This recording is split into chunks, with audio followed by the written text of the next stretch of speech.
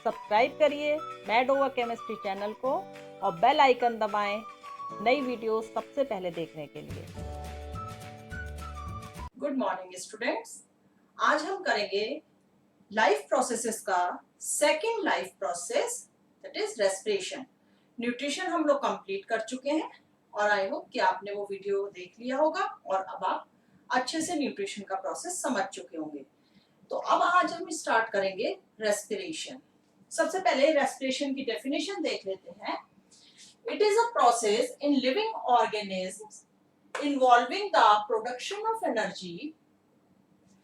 देखिए अभी यहाँ आया है प्रोडक्शन ऑफ एनर्जी, जबकि हमने जो न्यूट्रिशन का प्रोसेस पढ़ा था वहां पर हमने पढ़ा था कि जो फूड हम लेते हैं वो हम न्यूट्रिएंट्स को लेने के लिए लेते हैं, एनर्जी मिलती है उनसे हमको। ठीक है, तो अब यहाँ पर समझने वाली बात है कि जो न्यूट्रिशन था उससे हमें एनर्जी नहीं मिल रही थी, उससे हमें न्यूट्रिएंट्स मिल रहे थे।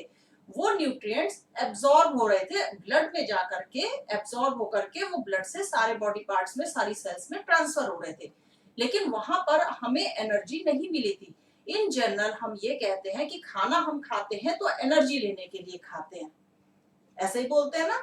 तो लेकिन ये सारे जो आप प्रोसेस पढ़ रहे हो ये इंटरकनेक्टेड है। न्यूट्रिशन जो है वो रेस्पिरेशन का फर्स्ट पार्ट था। अगर हम रेस्पिरेशन की बात करेंगे तो रेस्पिरेशन से पहले हमें न्यूट्रिशन इसीलिए पढ़ना होता है क्योंकि जो हमारे पास फ्यूल आ रहा है, फ्यूल जो हमारे पास आया है वो न्यूट्रिशन के ही थ्रू आया है। ठीक है, अब उस फ्यूल की बर्निंग होगी जिससे हमको एनर्जी मिलेगी। तो वो बर्निंग किस प्रोसेस में होती है? Respiration.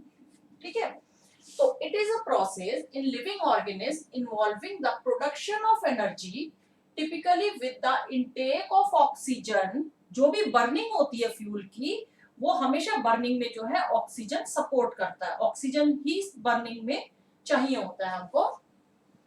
And the release of carbon dioxide, इसमें क्या करते हैं, ऑक्सीजन जाती है वो बर्न करती है फूड को, और जो बाद में उसके बाई प्रोडक्ट बनते हैं वो कार्बन डाइऑक्साइड की फॉर्म में बॉडी से बाहर आ जाते हैं from the oxidation of complex organic substances. जो भी हम फूड खाते हैं वो ऑर्गेनिक फूड होता है। ऑर्गेनिक क्यों होता है? क्योंकि वो कार्बन, हाइड्रोजन, ऑक्सीजन इनसे बना होता है, ऑर्गेनिक सब्सटेंसेस से बना होता है। ऑर्गेनिक सब्सटेंसेस क्या होते हैं? प्लांट्स हो गए, एनिमल्स हो गए। तो उनसे जो हमें फूड मिलेगा ऑर्गेनिक सब्सटेंसेस से, वो हमको, उसको हम कहते हैं ऑर्गेनिक फूड। और जब भी ऑर्गेनिक फूड का, ऑर्गेनिक कंपाउंड्स का जब भी ऑक्सीडेशन करा जाता है, ऑक्सीडेशन टर्म अब आप समझते होंगे। ऑक्सीडेशन मतलब ऑक्सीजन की प्रेजेंस में बर्निंग जब होती है तो उससे हमको क्या मिलता है? कार्बन डाइऑक्साइड मिलता है और वो हमारी बॉडी से रिलीज होता है एंड उससे हमें मिलेगा एनर्जी। तो आपने जो पढ़ा था फोटोसिंथेसिस, जो आपने प्रोसेस पढ़ा था वो क्या था? एंडोथर्मिक प्रोसेस था, वहां पर एनर्जी गेन करी जा रही थी। और रेस्पिरेशन क्या है? ये एक्सोथर्मिक प्रोसेस है, यहाँ पर एनर्जी रिलीज होती है। क्लियर हो गया? एक बार डेफिनेशन फिर से देख लीजिए। It is a process in living organism involving the production of energy typically with the intake of oxygen and release of carbon dioxide from the oxidation of complex organic substances। Clear हो गई ना definition? अब हम देखते हैं कि जो respiration होता है वो हमारी बॉडी में कितनी टाइप का होता है, कितनी स्टेजेस में जो है वो कंप्लीट रेस्पिरेशन होता है। तो ये 2 स्टेजेस में होता है, एक होता है एक्सटर्नल रेस्पिरेशन और एक होता है इंटरनल रेस्पिरेशन। एक्सटर्नल रेस्पिरेशन में क्या होगा? इसमें पहला होगा ब्रीथिंग। ब्रीथिंग में हम क्या करते हैं? जस्ट हम इनटेक ऑफ ऑक्सीजन करते हैं। इनटेक ऑफ ऑक्सीजन नहीं होता है, इनटेक ऑफ एयर होता है, और वो एयर जो ऑक्सीजन रिच होती है। ठीक है, यहाँ पर हमें थोड़ा सा अपने वर्ड्स पे ध्यान देना होता है। जनरली हम ये कहते हैं intake of oxygen and exhale of या रिलीज ऑफ कार्बन डाइऑक्साइड। लेकिन ऐसा कोई फिल्टर होके ऑक्सीजन थोड़ा ना जाती है हमारी बॉडी में, ना फिल्टर होके कार्बन डाइऑक्साइड आ रही है। ये तो गैसियस एक्सचेंज है, गैस गई और गैस हम जो लेते हैं वो ऑक्सीजन रिच होती है। ठीक है, तो वो ऑक्सीजन रिच एयर हमने अंदर ली है और कार्बन डाइऑक्साइड रिच एयर जो है वो हमने बाहर निकाली है। This is called breathing. तो जो फर्स्ट स्टेप होता है उसमें ब्रीदिंग, यहाँ मैंने शॉर्ट में आपको सिंबलाइज कर दिया कि ऑक्सीजन और कार्बन डाइऑक्साइड के बीच में एक्सचेंज होता है। इसी का सेकंड एक्सटर्नल रेस्पिरेशन का ही सेकंड प्रोसेस होता है गैसियस एक्सचेंज। अब ब्रीदिंग के थ्रू जो ऑक्सीजन है, जो एयर है, ऑक्सीजन रिच एयर जो है वो हमारे लंग्स तक पहुंच गई है, ठीक है। अब लंग्स से कहां पर जाना है, उसको ब्लड में जाना है। लंग्स में गई और लंग्स से फिर वो जाएगी ब्लड में। तो ये होता है सेकंड स्टेप, ये भी एक्सटर्नल रेस्पिरेशन में ही आएगा। अभी हमारे लंग्स तक ही था, लंग्स से वो ब्लड में ट्रांसफर हुई है। तो गैसियस एक्सचेंज में diffusion of oxygen from lungs to blood and carbon dioxide from blood to lungs. Carbon dioxide है वो ब्लड से लंग्स में आएगी और लंग्स से ऑक्सीजन जो है वो ब्लड में जाएगी। तो ये हो जाता है एक्सटर्नल रेस्पिरेशन। अब हम यहाँ पर समझ लेते हैं डायग्राम में। देखिए ये रेस्पिरेटरी सिस्टम का डायग्राम है। एयर कहां से एंटर करेगी, यहाँ नॉस्ट्रल से करेगी। ये पूरा नेजल पैसेज दे रखा है। यहाँ पर आता है फेरिंग्स, ये जो लॉन्ग ट्यूब आप देख रहे हो ये होती है फेरिंग्स। फेरिंग्स के बाद यहाँ आ जाता है लैरिंग्स। लैरिंग्स को हम वॉइस बॉक्स भी कहते हैं। और जो लैरिंग्स है उसका अपर जो पार्ट होता है वहां पर ग्लॉटिस या एपिग्लॉटिस, ठीक है। एपिग्लॉटिस क्या होता है, एक flap like, leaf like structure होता है। ये बहुत क्वेश्चन पूछा जाता है एग्जाम्स में कि what is the function of epiglottis. जो लैरिंग्स है यहाँ इसको हम ग्लॉटिस भी कहते हैं, ठीक है। लैरिंग्स को ही ग्लॉटिस कहते हैं। और इसके ऊपर का जो फ्लैप लाइक स्ट्रक्चर होता है वो उसको कहते हैं एपिग्लॉटिस। क्लियर हो गया। एपिग्लॉटिस का क्या काम होता है कि जब हम ब्रीथ कर रहे होते हैं तो अगर हम खाना खा रहे होते हैं तो ये एपिग्लॉटिस जो है इसको ढक्कन को बंद करके रखता है, जिससे फूड पार्टिकल्स जो है वो हमारी रेस्पिरेटरी ट्रैक्ट में ना जाए। अगर रेस्पिरेटरी ट्रैक्ट में जाएंगे तो आपको एकदम से खांसी जो आने लगती है खाना खाते खाते, इसीलिए कहते हैं कि खाना खाते टाइम बोलना नहीं चाहिए, क्योंकि देखो ट्यूब तो एक ही है ना। अब एक ही ट्यूब होने की वजह से क्या है कि खाना कभी इस तरफ भी जा सकता है, रेस्पिरेटरी सिस्टम में भी जा सकता है आपके। एल्वुलाई का डायग्राम हम सेपरेटली स्टडी कर लेते हैं। ये डायग्राम है एल्वुलाई का। ये देखिए ये है ब्रोंक्यूल्स। ये जो ब्रोंक्यूल्स यहाँ पर आ रहे थे, ये जो ब्रोंक्यूल्स है ये ब्रोंक्यूल हो गया। ब्रोंक्यूल के बाद ये होती है एल्वुलर डक्ट। एल्वुलर डक्ट के बाद ये है एल्वुलस। ये जो स्ट्रक्चर दिख रहा है आपको एल्वुलस है, जो ये इस तरह से, ये जो कर्व इस तरह से दिख रहा है इसको हम कहते हैं एल्वुलस। और इसके अंदर ये जो चैम्बर्स बने हुए हैं इन चैम्बर्स को कहते हैं एल्वुलर सैक। अब इसमें क्या होगा, देखो इसका साइज, इसकी जो शेप है वो इस तरह का होने का क्या रीजन है।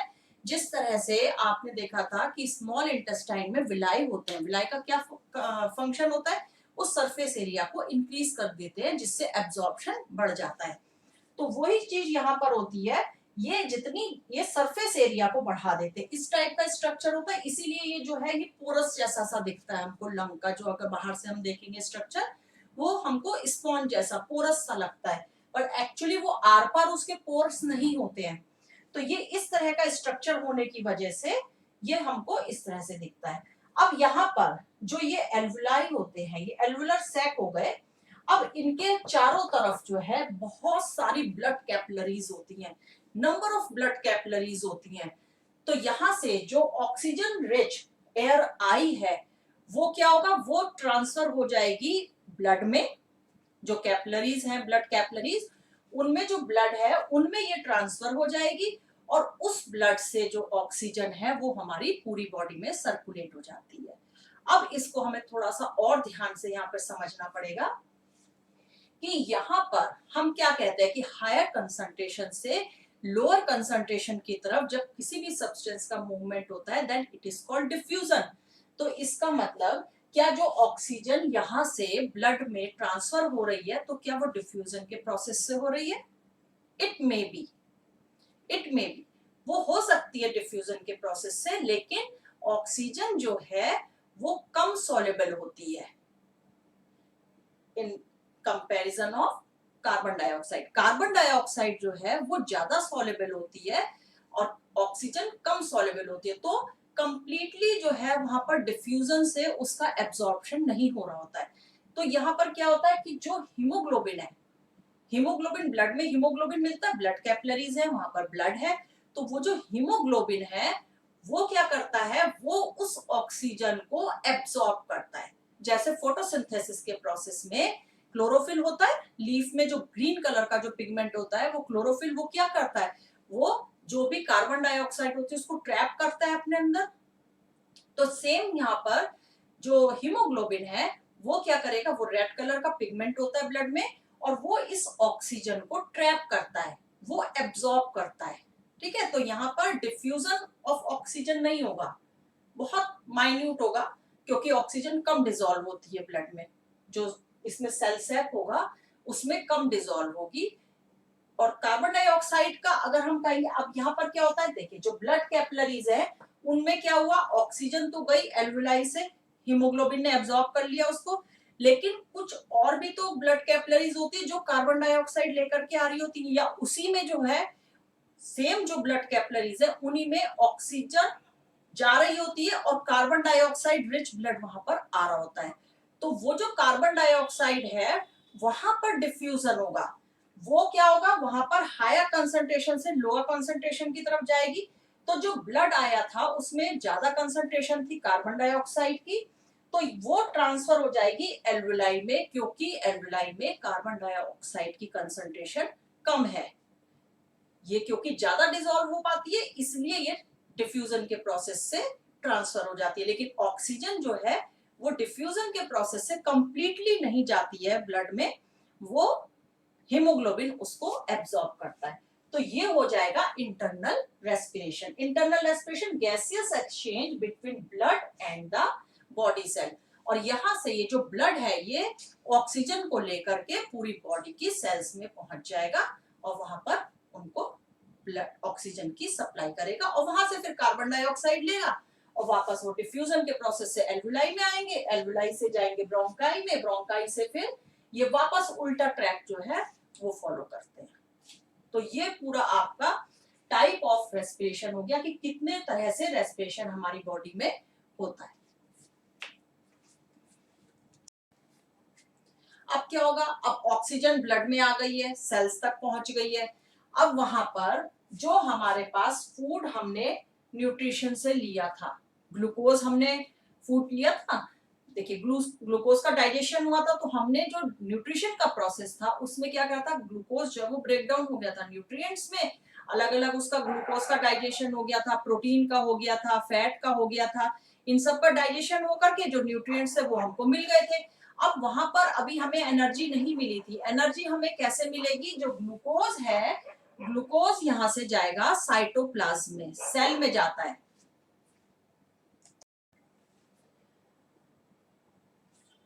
तो अब हमारा ये इंटरनल रेस्पिरेशन कंप्लीट हो गया है, गैसियस एक्सचेंज हो चुका है ब्लड में, ब्लड से बॉडी सेल तक पहुंच चुका है। अब इसके बाद क्या होता है, ब्लड में जब या सेल्स में जब पहुंच गया है ऑक्सीजन, तब क्या होगा, देखिए न्यूट्रिशन में आपने पढ़ा था कि न्यूट्रिशन में जो है फूड का डाइजेशन होता है, ग्लूकोज का डाइजेशन होगा, स्टार्च का डाइजेशन होगा, और प्रोटीन का होगा, फैट का होगा, उससे जो न्यूट्रिएंट्स है वो आपको मिलेंगे। लेकिन एनर्जी हमें अभी तक नहीं मिली है, अभी तक सिर्फ जो है न्यूट्रिएंट्स मिले हमारी बॉडी को, अभी हमको एनर्जी नहीं मिली है वर्क करने के लिए। तो एनर्जी कहाँ से, अब जो है एनर्जी का प्रोसेस शुरू होगा जब ऑक्सीजन इतना पाथ जो है वो ट्रेवल करके आ चुकी है। तो अब ग्लूकोज जो है ये 6 कार्बन होता है, आपको पता है C6H12O6, ये ग्लूकोज का फॉर्मूला होता है, तो 6 कार्बन होते हैं उसमें। अब ये ग्लूकोज जो है ये साइटोप्लाज्म में क्या होगा, साइटोप्लाज्म में ऑक्सीजन यहाँ पर ग्लूकोज जो है वो साइटोप्लाज्म में एंटर करेगा। साइटोप्लाज्म क्या होता है, जो सेल का जो सैप होता है, जो जेली लाइक स्ट्रक्चर होता है उसको हम कहते हैं साइटोप्लाज्म। तो ये ग्लूकोज जो है वो साइटोप्लाज्म में एंटर करेगा और ये किस फॉर्म में कन्वर्ट हो जाएगा, पायरुवेट में कन्वर्ट हो जाएगा, जो 3 कार्बन स्ट्रक्चर होता है पायरुवेट। ठीक है, और यहाँ पर एनर्जी थोड़ी सी रिलीज होगी। ये हो गया, यहां तक आने के बाद अब जो है ये 3 तरह से रेस्पिरेशन होता है हमारी बॉडी में, प्लांट्स में 3 तरह से रेस्पिरेशन होता है, जिसको हम यहाँ पर समझेंगे कि किस तरह से होगा। अगर जो रेस्पिरेशन एब्सेंस ऑफ ऑक्सीजन में हो रहा है, एनिमल्स में तो नहीं होगा एब्सेंस में, तो ये यीस्ट में होता है। यीस्ट में एनारोबिक रेस्पिरेशन होता है। आपने दो तरह के रेस्पिरेशन पढ़े हुए हैं, एरोबिक एंड एनारोबिक। तो जो हम लोगों की बॉडी में होता है वो एरोबिक होता है, मतलब ऑक्सीजन की प्रेजेंस में, और जो यीस्ट होती है उसमें एनारोबिक रेस्पिरेशन होता है, ऑक्सीजन की एब्सेंस में। तो ऑक्सीजन की एब्सेंस में जब ग्लूकोज गया साइटोप्लाज्म में और पायरुवेट में कन्वर्ट हुआ, अब ये पायरुवेट जो है ऑक्सीजन की एब्सेंस में चेंज हो जाएगा इथेनॉल में, कार्बन डाइऑक्साइड में एंड एनर्जी में। ठीक है, तो ये तो हो गया यीस्ट में किस तरह से रेस्पिरेशन होता है। अगर अब हम बात करें ऑक्सीजन, हमारे को इनसफिशिएंट ऑक्सीजन मिल रही है, कंप्लीट हमको ऑक्सीजन रिच सप्लाई नहीं मिल रही है, तो उस केस में जो मसल्स में रेस्पिरेशन होता है उसका जो प्रोडक्ट बनेगा वो बनेगा लैक्टिक एसिड एंड एनर्जी। और ये किस टाइम होता है? जब हम एक्सेसिव एक्सरसाइज कर रहे होते हो, आप जब बहुत तेज रन कर रहे होते हो या बहुत आपने एक्सरसाइज करी होती है, तो क्या होता है, आप देखते हो कि आप जो है बहुत तेज तेज ब्रीथिंग कर रहे होते हो, तो वो क्या होता है, वहां पर आपको ऑक्सीजन की कमी होती है, क्योंकि जिस समय आप रन कर रहे हैं आप उस समय ब्रीथ नहीं कर रहे होते हैं, तो ऑक्सीजन की डेफिशिएंसी हो जाती है आपकी बॉडी में। लेकिन ये प्रोसेस तो कंटिन्यूअसली चल ही रहा है कि ग्लूकोज साइटोप्लाज्म में जा रहा है, पायरुवेट में चेंज हो रहा है, और पायरुवेट जो है वो डिकम्पोज हो रहा है, वहां पे उसकी बर्निंग हो रही है ऑक्सीजन से। तो यहाँ पर जब इनसफिशिएंट ऑक्सीजन मिलेगी तो लैक्टिक एसिड बनने लगता है।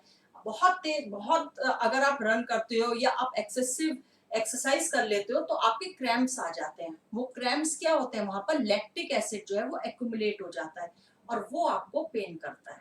ठीक है, और थोड़े टाइम बाद वो डिसॉल्व हो जाएगा, जब सफिशिएंट ऑक्सीजन आपको मिलनी शुरू हो जाएगी तो वो डिसॉल्व हो जाएगा, तो आपके क्रैम्प्स खत्म हो जाते हैं। अब ये जो प्रॉपर है ये होता है, जो हम नॉर्मली जो एरोबिक रेस्पिरेशन कहते हैं वो होता है प्रेजेंस ऑफ ऑक्सीजन में, और ये होता है हमारी बॉडी में माइटोकॉन्ड्रिया में।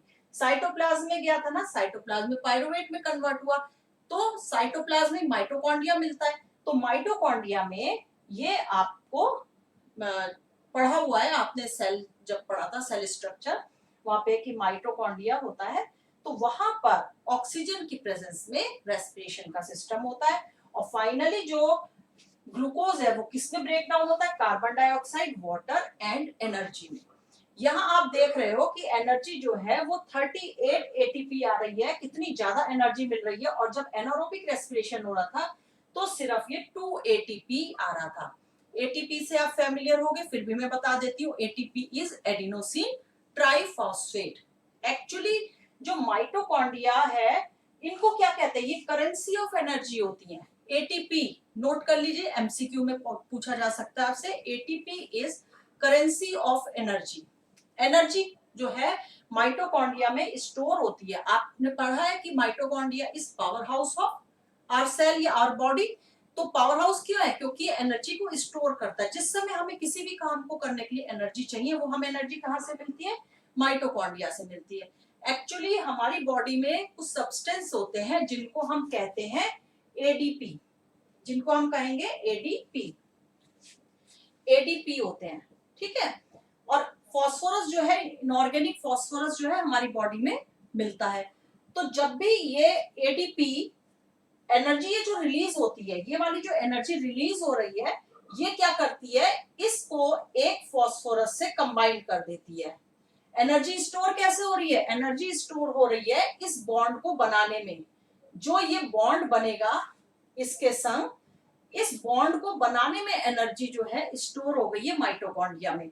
अब ये क्या बन गया है, एटीपी। ये है एडिनोसिन डाइफॉस्फेट और ये है एडिनोसिन ट्राइफॉस्फेट। अब जब हमारी बॉडी को एनर्जी चाहिए होती है तो ये एडिनोसिन ट्राइफॉस्फेट जो है ये वापस ब्रेक डाउन हो जाता है और यहां से ये एनर्जी रिलीज करेगा और ये कन्वर्ट हो जाएगा एडीपी में। यहां पर एनर्जी एब्सॉर्ब हुई है। समझ में आया? हमारी बॉडी में एडीपी जो है वो मॉलिक्यूल्स मिलते हैं और फास्फोरस भी सेपरेट मिलता है।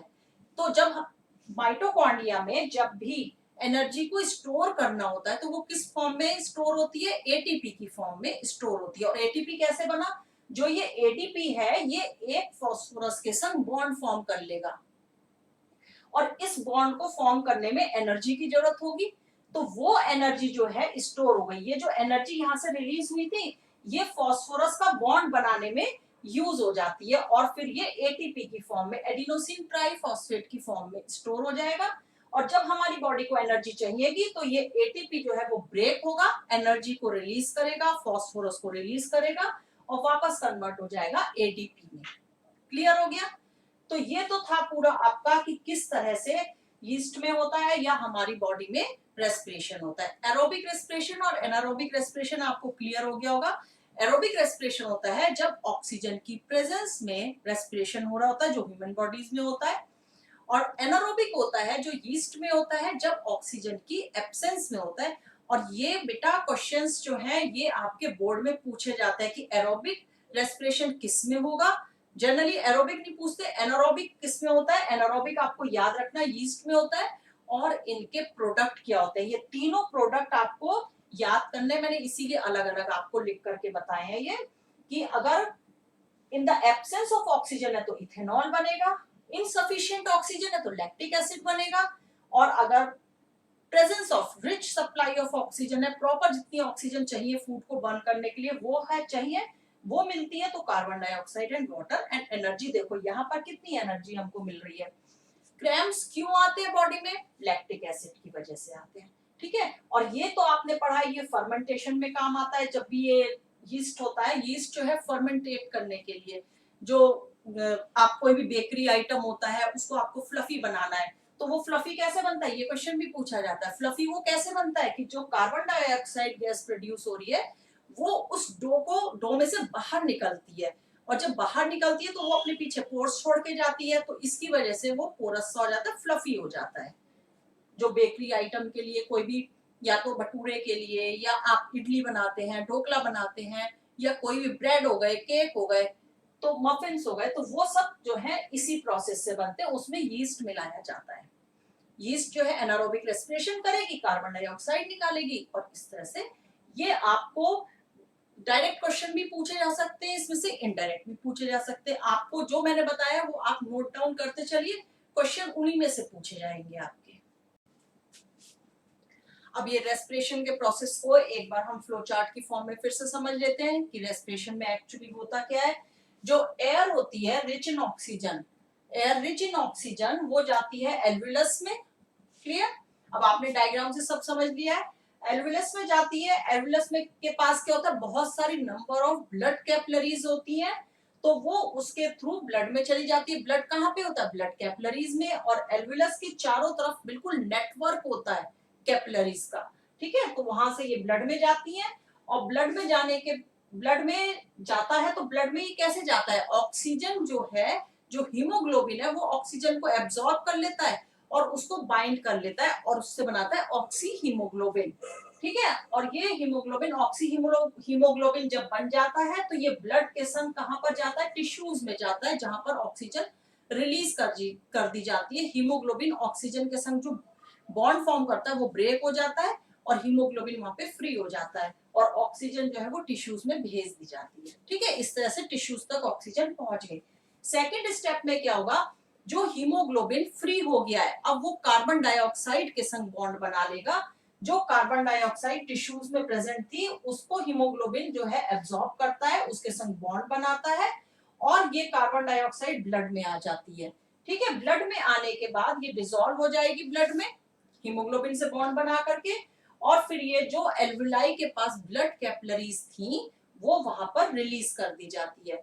यहाँ एल्वुलाई से ये एल्वुलर सैक में आती है कार्बन डाइऑक्साइड, आपने देखा था जो चैम्बर्स बने हुए थे वो एल्वुलर सैक थे, तो ये एल्वुलर सैक में आती है, और एल्वुलर सैक से फिर ये ब्रोंक्यूल्स में, ब्रोंक्यूल्स से फिर ये वापस जो है उल्टा पाथ ट्रेवल करेगी और नॉस्ट्रिल के थ्रू बाहर निकल जाएगी। तो ये पूरा जो है ये फ्लो चार्ट आप नोट डाउन कर लीजिए।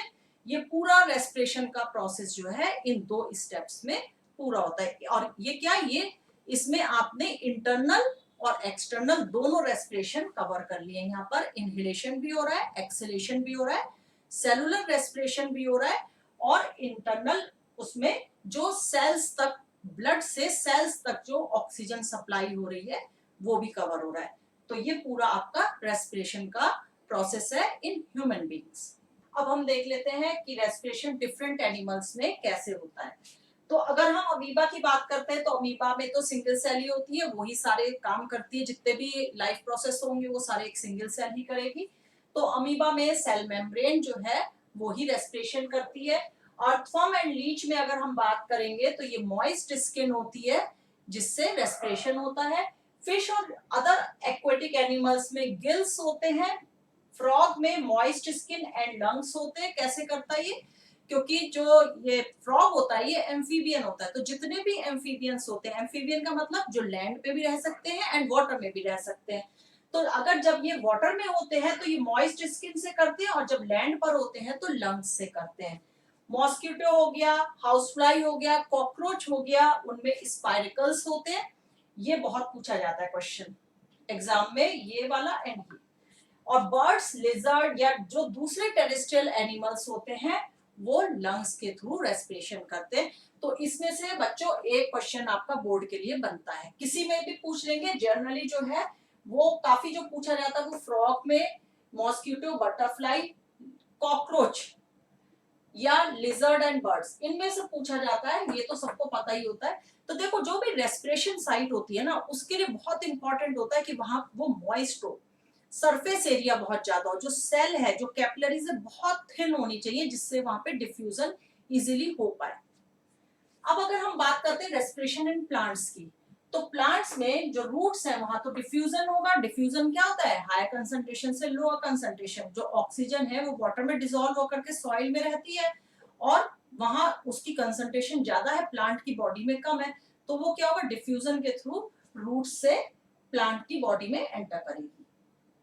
या रूट्स को भी जो रेस्पिरेशन की जरूरत है, जो ऑक्सीजन की जरूरत है, वो सॉइल से इसको डिफ्यूजन के थ्रू मिलती है। स्टेम में हम देखते हैं कि जो वुडी स्टेम होते हैं, बहुत पुराने ट्री जो हो जाते हैं, बहुत हार्ड जो उनकी बाहर बार्क होती है, वहां पर छोटे छोटे होल होते हैं, लेंटिसेल्स कहते हैं उनको। तो ये वहां से रेस्पिरेशन करते हैं। और अगर वुडी स्टेम होते हैं तो उनमें, सॉरी, अगर ग्रीन स्टेम होते हैं, सॉफ्ट स्टेम होते हैं, तो वहां पर स्टोमेटा मिलता है। लीव्स की अगर हम बात करें तो लीव्स में भी आपको पता है कि जो लोअर सरफेस है लीफ की, वहां पर स्टोमेटा होता है, छोटे छोटे पोर्स होते हैं, जो गार्ड सेल से प्रोटेक्टेड रहता है, जो पोर होता है स्टोमेटा का। तो वहां पर भी डिफ्यूजन के थ्रू ही होता है लीव्स में। लेकिन अब यहाँ पर ये देखेंगे कि जो रात में है और दिन में है रेस्पिरेशन, तो 24 आवर्स प्रोसेस है, वो कभी रुकता नहीं है। जैसे एनिमल्स में रेस्पिरेशन में ये बहुत बड़ा एक कंफ्यूजन होता है बच्चों को। रेस्पिरेशन में हम लोग क्या करते हैं? ऑक्सीजन इनहेल करते हैं एंड कार्बन डाइऑक्साइड एक्सहेल करते हैं। सेम प्रोसेस प्लांट्स में भी होता है। प्लांट्स भी ऑक्सीजन इनहेल करते हैं और कार्बन डाइऑक्साइड एक्सहेल करते हैं। लेकिन यहाँ पे कंफ्यूजन क्यों होता है? क्योंकि जो प्लांट्स है उनमें साइमल्टेनियसली दो प्रोसेस चल रहे होते हैं, एक रेस्पिरेशन का और एक फोटोसिंथेसिस का। तो जो रात में हम कहते हैं कि प्लांट्स के पास नहीं जाना चाहिए, तो वो इसलिए कहते हैं रात में प्लांट सांस नहीं लेते। तो क्या ऐसा हो सकता है? प्लांट सांस लेते हैं, लेकिन रात में क्या है? फोटोसिंथेसिस का प्रोसेस नहीं होता है। फोटोसिंथेसिस में क्या है? जो हम कार्बन डाइऑक्साइड या जो प्लांट कार्बन डाइऑक्साइड रिलीज कर रहे होते हैं, वो फोटोसिंथेसिस में यूज हो जाती है। ठीक है। अब रात में क्योंकि फोटोसिंथेसिस नहीं हो रहा है, तो प्लांट्स के नीचे जो है वो कार्बन डाइऑक्साइड रिच एयर मिलेगी। इसीलिए मना करते हैं कि रात में प्लांट्स के नीचे नहीं सोना चाहिए या नहीं रुकना चाहिए ज्यादा। ड्यूरिंग द डे क्या होता है कि जो कार्बन डाइऑक्साइड है वो रेस्पिरेशन से बाहर आई, प्लांट ने रेस्पिरेशन करा, और जो कार्बन डाइऑक्साइड रिलीज हुई है वो फोटोसिंथेसिस में यूज हो गई है। और वो यूज होने के बाद फोटोसिंथेसिस का जो प्रोडक्ट होता है वो ऑक्सीजन होता है। तो इसलिए दिन में ऑक्सीजन, अगर हम प्लांट के नीचे रहेंगे तो ऑक्सीजन रिच एयर हमको मिलती है, और रात में हमको कार्बन डाइऑक्साइड रिच एयर मिलती है। जबकि रेस्पिरेशन का प्रोसेस 24 आवर्स चलता है, वो कहीं पर ब्रेक नहीं होता है। तो this is all about the respiration in animals, in other animals, in human being, in different animals and plants. So this is the full explanation of respiration. तो अगर बच्चों आपको ये वीडियो समझ में आया है और आपको इजी लगा है समझने में, तो आप इसको लिख करके प्रैक्टिस करेंगे और अपने फ्रेंड्स के संग भी शेयर करेंगे। Thank you for watching the video.